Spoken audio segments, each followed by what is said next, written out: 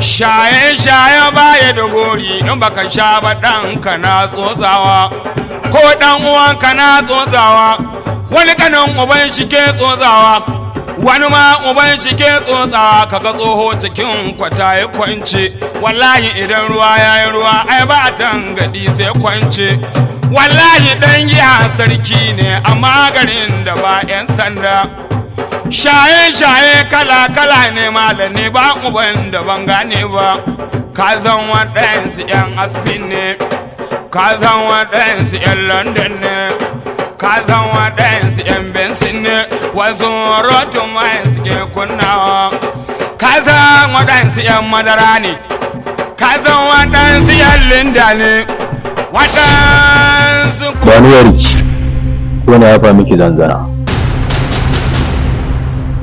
Waye kai? Suna na lafazi yaran kalla.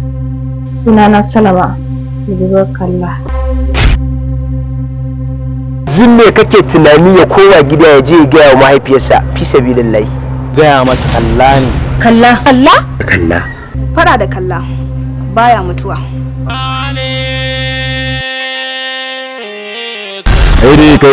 Kaire.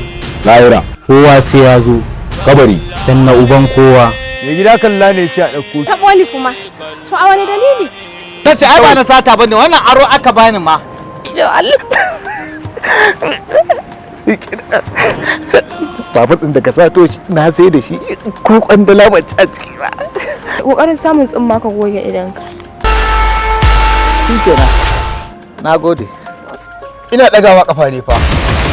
Kawai don ta da darajar masu daraja. Ni dinnan da kake gani ba zawara ce. A haka? Yacce kwai da ke? Wallahi lazini din ban ma fahimci haka ba. Allah ne